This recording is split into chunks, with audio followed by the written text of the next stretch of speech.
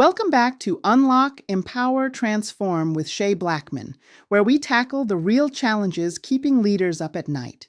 I'm Shay, and today we're diving into episode 34, a crisis that's silently destroying companies from the inside out. Here's what nobody wants to admit. Right now, while you're listening to this, your most valuable employees are updating their LinkedIn profiles. They're not just job hunting, they're taking decades of institutional knowledge with them. And most organizations, they have absolutely no idea it's happening until it's too late. Let's get real for a minute. We're facing a succession crisis that makes the Great Resignation look like a minor hiccup. It's not just about people leaving, it's about what walks out the door with them.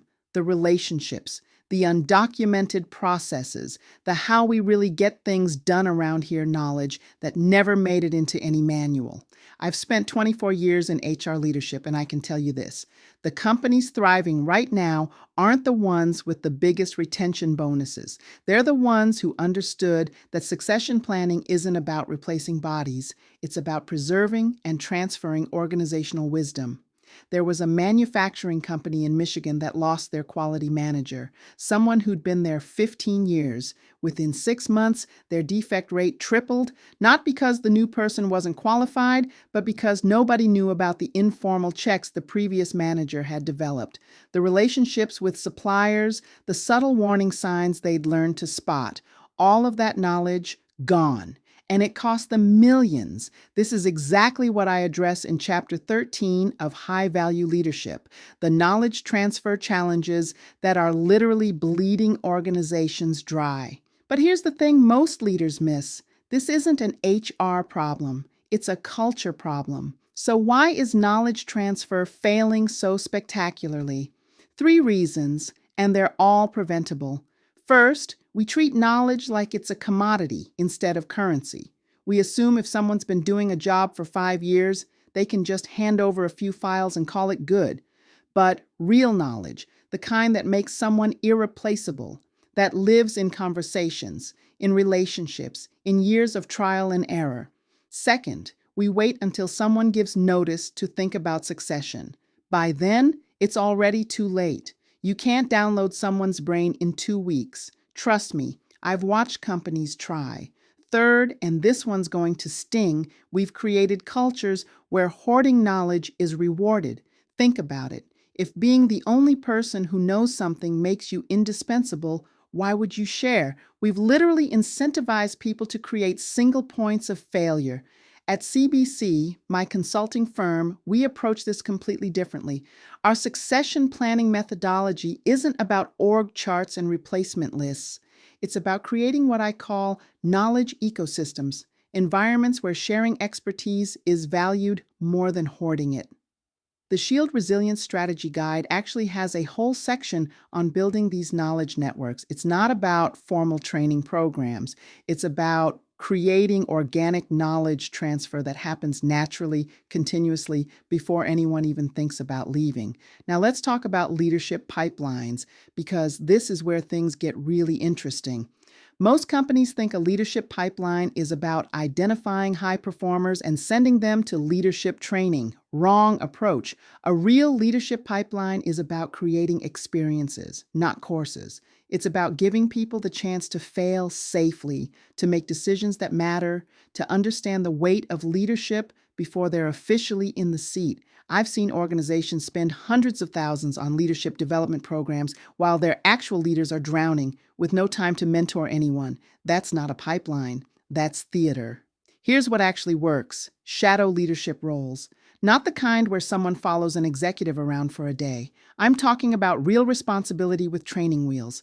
Let someone run a meeting series for 3 months. Have them own a client relationship with backup. Give them a budget to manage, a real one, with real consequences. There was a healthcare organization that implemented this approach. Instead of traditional succession planning, they created what they called leadership laboratories, small, controlled environments where emerging leaders could practice. The result? When they had a sudden VP departure, they had 3 internal candidates who'd already been doing aspects of the job. The transition was seamless. But here's the catch, and it's in my book.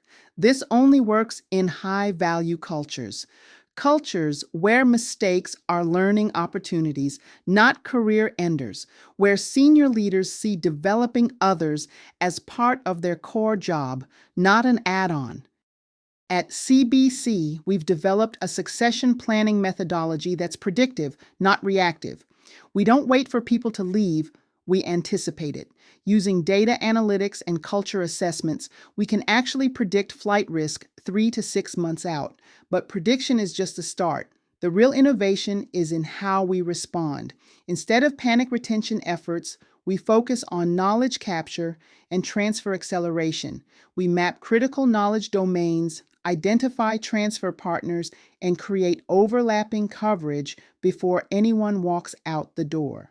This isn't about convincing people to stay who want to leave. It's about ensuring their departure doesn't create a crater.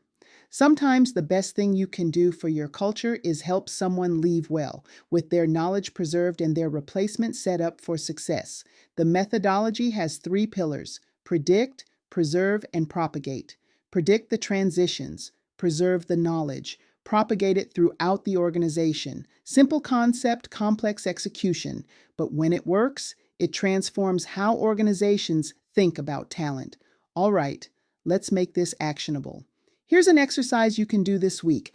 I call it the bus factor audit. And yes, it's exactly what it sounds like. Take 15 minutes. List your team's critical functions.